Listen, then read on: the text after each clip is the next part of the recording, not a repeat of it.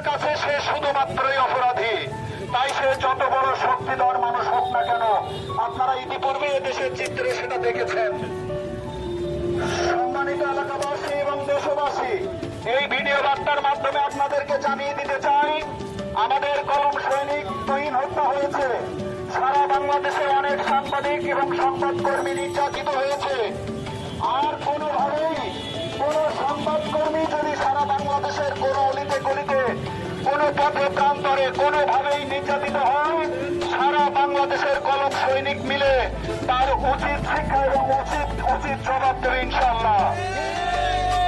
এবং আপনারা এই ভিডিওর মাধ্যমে, এই ভিডিও বার্তার মাধ্যমে, আজকের মানববন্ধনের মাধ্যমে স্পষ্টভাবে জেনে যান, একজন অপরাধী যেমন কোন দলের হতে পারে না, তার কোন পরিচয় থাকতে পারে না, সে শুধুমাত্র অপরাধী। সে যদি কোন দলের ছত্র ছায়ায় চলে, আপনারা এতটুকু মনে করবেন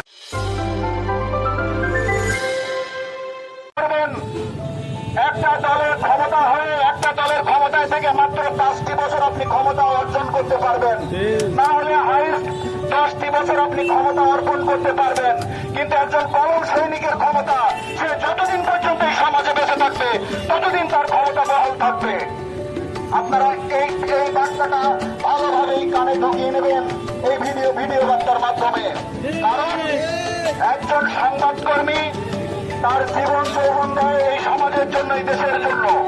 এই দেশের এবং সমাজের সমাজ সেবা করতে একনিষ্ঠ সংবাদকর্মী ছাড়া আমরা আর তথাকথিত ছাড়া অন্য কোনো কিছু দেখতে পাই না। এই সংবাদকর্মীরা তাদের বাড়ির খেয়ে, পকেটের খেয়ে, নিজের টাকা উপার্জন করে, নিজের টাকা, নিজের সময়, শ্রম, মেধা মিলিয়ে দিয়ে এই সমাজের জন্য এবং দেশের জন্য কাজ করে। একটি গণমাধ্যম, একটি দেশের গণমাধ্যম, একটি দেশের চতুর্থ স্তম্ভ। এই দেশের স্তম্ভ, চতুর্থ স্তম্ভের মধ্যে একটি স্তম্ভ একটি গণমাধ্যম।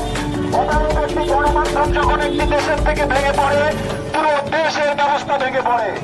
সুতরাং যে যতই ক্ষমতাধর ব্যক্তি হন না কেন, একজন সংবাদকর্মীর দিকে যখন আপনি আঙুল তুলে তাকাবেন, তখন হিসাব করেই আপনাকে তাকাতে হবে।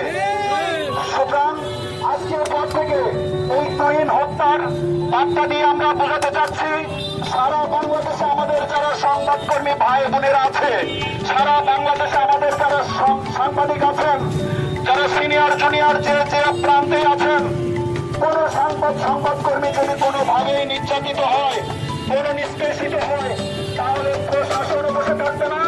প্রশাসনের আমরা সেই বার্তা দিচ্ছি।